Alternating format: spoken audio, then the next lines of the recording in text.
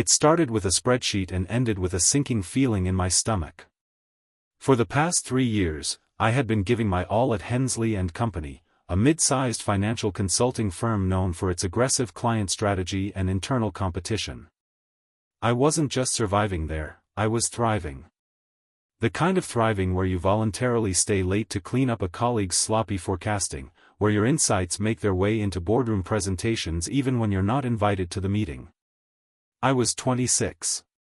Not fresh out of school, but not old enough, apparently, to be taken seriously. The last 6 months had been especially intense. I led the turnaround of a major client's portfolio, resulting in a 32% uptick in quarterly revenue. I created a predictive model that the senior team now used to guide most of their client investment suggestions. And beyond the numbers, I had become the silent engine behind several of our most celebrated wins.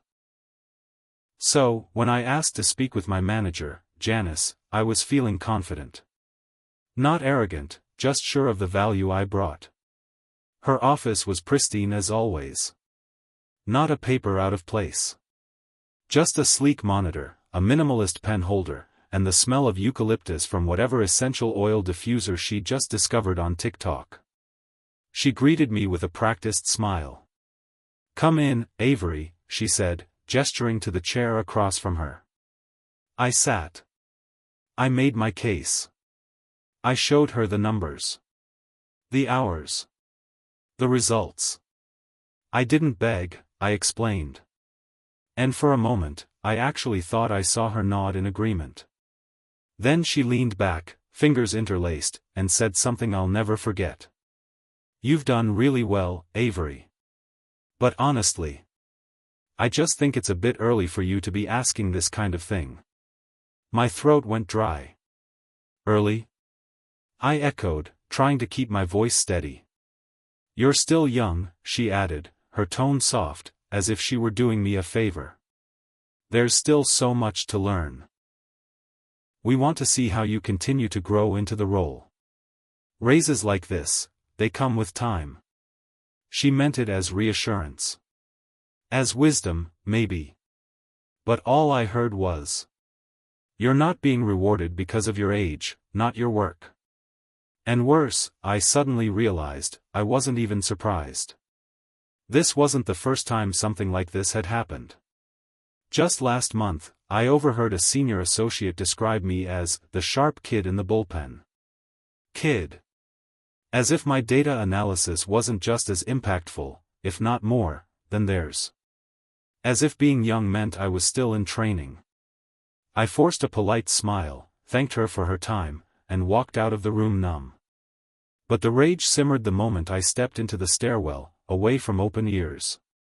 I had been evaluated, measured, and told I was exceptional, and yet denied because of something I couldn't control. Not performance. Not results. Just age. That weekend, I didn't go out. I didn't decompress. I didn't even open Netflix. I stared at my laptop. I opened my resume. And I started updating it.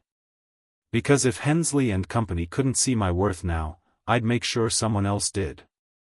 And I wouldn't just leave quietly. I had a plan. And the best part? They would never see it coming. The Monday after that soul-crushing meeting, I walked into the office with a new mindset. Gone was the eager-to-please Avery who stayed late to double-check everyone's numbers and brought coffee to client presentations. In their place was someone focused, deliberate, and a little bit colder. I was no longer building my future with Hensley & Company. I was building it outside of them. But to do that, I had to be smart. I didn't rage quit. I didn't withdraw or let my performance slip. In fact, I worked harder. Sharper. Faster. I needed them to believe I was still loyal. Still young and eager and naive. Because while they thought I was growing into the role, I was growing out of their grip. Over the next few weeks, I started making quiet moves. I updated my LinkedIn and switched it to open to work, but kept it private from my current employer. I reached out to 3 former colleagues who had moved on to other firms. I even contacted 2 clients who had raved about my work, just to catch up.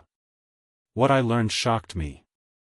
One of those clients had tried to refer another account to me directly, only to be told by management that I was too junior to handle it solo. Another said she had asked for me by name after our last project, but Janice had assigned someone else and said I was booked. They weren't just stalling my career internally, they were actively hiding me from opportunities that could raise my profile.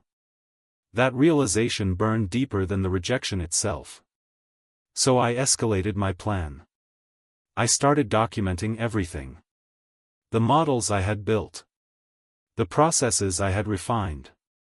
The templates I had created. All saved privately, annotated thoroughly, and stripped of anything proprietary. I wasn't stealing, I was archiving my own intellectual capital. Then came the second stage, research. I combed through job listings every night like it was a second job. I didn't just look for higher pay, I looked for places where innovation wasn't capped by age, where my kind of energy wasn't treated like a liability but a strength. After 2 weeks of applications and back-to-back interviews, I landed 3 offers. All with salaries at least 30% higher than what I was making. One of them, a boutique investment firm in the city, offered me a lead analyst role. At 26. But I wasn't ready to leave just yet. Because I had one more card to play. And I wanted them to feel it. I had the offer letter in my inbox, signed, sealed, waiting only for me to hit reply with a start date. A lead analyst position. Full creative freedom. A salary that felt like a reward, not a consolation prize. But before I left Hensley and Company, I needed them to know exactly what they lost. Not out of bitterness. Out of principle. So I waited. I waited for the quarterly all-hands meeting, the one where Janice always invited high performers to share their wins and insights. It was her way of looking progressive while taking credit for everyone else's work. The day before the meeting, I emailed her a short, confident note. Hey Janice, happy to present the client growth forecast and Q2 insights tomorrow if you'd like. Let me know. Her reply came within minutes. That would be great, Avery. Love that initiative, smiling face with smiling eyes. Of course she did. That night, I crafted a presentation that walked a delicate line, one that highlighted my personal contributions over the past 2 years, connected dots between my innovations and the firm's rising profits, and concluded with a slide titled, "What happens when growth outpaces recognition?" I rehearsed every word like I was giving a TED Talk. This wasn't just a report, it was a quiet rebellion wrapped in data. Every chart, every bullet point told a story, mine. And that final slide? It didn't name names. It didn't accuse. But it lingered in the room long after the screen went dark. The morning of the meeting, I walked in with the calm confidence of someone holding a secret. Not a smirk, just silent control. The room was packed. Leadership sat in the front. Janice nodded to me as I approached the projector, her smile proud, smug even. I clicked to the first slide and began. The numbers were indisputable. Our team's biggest wins? I was behind the models. The cost-saving decisions? I had proposed them. The automation of redundant reports that saved hours weekly? My project. I presented with poise, not arrogance, like a surgeon laying out clean incisions. Then came the final slide. The room went still. So, I said, voice steady, what happens when innovation grows faster than recognition? When results outpace titles, or compensation? When talent isn't matched with trust? No one answered. Not Janice. Not the executives. I held the silence for a second longer, then smiled. Sometimes, it leaves. I closed the laptop, thanked everyone for their time, and walked back to my desk like nothing had happened. But I wasn't done yet. 1 hour later, I walked into Janice's office. She looked up from her screen, expression unreadable. "That was a bold presentation," she said. I handed her a white envelope. "That was just the beginning," I replied. "Here's my resignation. 2 weeks' notice, though my new firm's ready to have me sooner, if you'd prefer." Her face fell. "You're leaving?" "I'm too young to wait," I said, mirroring her own words with a smile. "And too valuable to be underestimated." I left her office without waiting for a response. That evening, I sent the formal acceptance to the new company. And for the first time in a long time, I felt seen. My first day at the new firm, Atlas Meridian, was nothing like Hensley and Company. There were no sterile walls, no layers of middle management, and definitely no Janice breathing down my neck, ready to remind me of my potential like it was a leash. Instead, I found myself in a sunlit corner office, with a plant I didn't have to hide and a team that actually asked for my input, not as a courtesy, but as a necessity. They didn't hire me despite my age. They hired me because of what I could bring at any age. My team consisted of 4 analysts, each sharp, each experienced, and each about 5 to 10 years older than me. At first, I worried they might question my authority, treat me like the kid boss, or brush off my ideas. But something interesting happened. They didn't. Why? Because they saw what Hensley never did. I didn't pretend to have all the answers, but I had the right questions. I listened before I spoke. I backed every decision with data, but I also cared about their workload, their families, their wins. I made it clear we were building something together, not just for upper management's praise. Still, the imposter syndrome crept in some nights. I'd stare at the skyline from my office window and wonder, did I jump too fast? Am I just a symbol they can show off, look, a 26-year-old lead?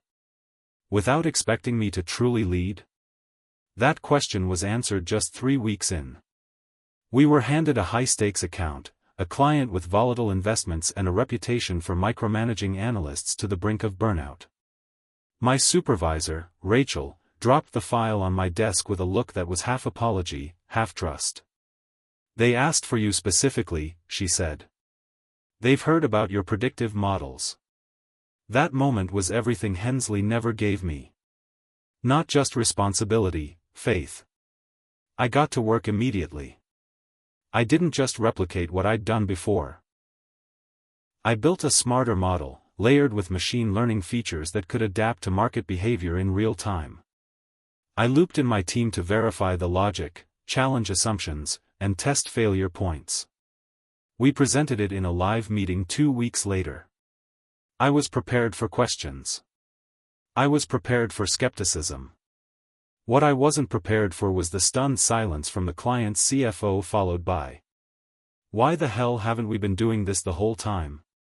They signed a multi-year deal the next day, our firm's biggest of the quarter. Afterward, as my team celebrated in the lounge with a bottle of chilled Prosecco and loud, disbelief-laced laughter, Rachel walked over, lifted her glass, and clinked mine. "You know," she said, "the last guy in your position was 42.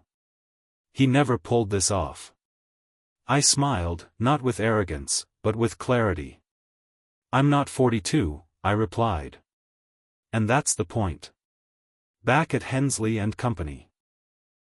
I imagine Janice was probably telling herself I'd burned out, dropped off, or faded into corporate limbo like so many others.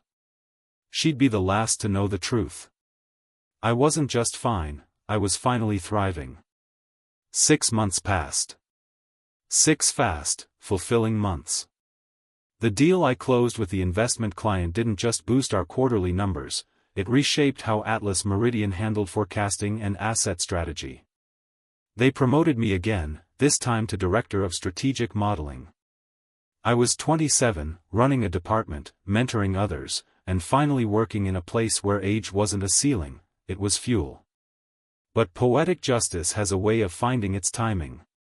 One afternoon, I received a message on LinkedIn. The name caught my eye immediately, Elijah D., VP of Finance, Hensley and Company. I debated even opening it. But curiosity won. Hi Avery. I hope you've been well. I recently came across your success at Atlas Meridian. Congratulations on the client expansion and the leadership recognition. We're currently looking to revamp our analytics division and are seeking someone with your vision and experience. Would you be open to a conversation? Even informally? Let me know. Elijah. I laughed. Out loud. There it was. The same company that told me to wait my turn, now trying to skip the line and hire me back. Not as a junior analyst. Not even as a lead. They wanted a visionary. I drafted a polite reply. Hi Elijah. Thanks so much for reaching out. I truly appreciate the kind words. At the moment, I'm fully committed to the team and projects we're growing here at Atlas. I've finally found a place that values innovation over tenure, and it's made all the difference. Wishing you and the team all the best in your search. Avery. No bitterness. No sarcasm. Just the truth. And it felt damn good to send. That night, I stayed late in the office, not because I had to, but because I wanted to.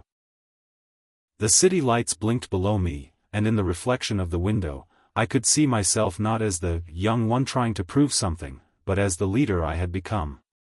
As I packed up to leave, one of my team members poked her head into my office.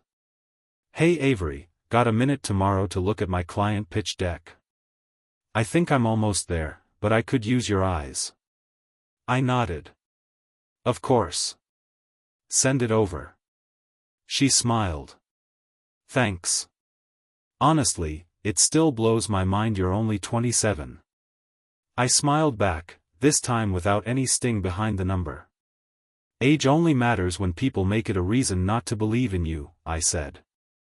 Luckily, we don't work at a place like that. Epilogue. They told me I was too young to deserve a raise. But what they really meant was, we don't know how to value you unless you fit our mold. So I broke the mold. And built something better. Not just for me. But for everyone they ever underestimated.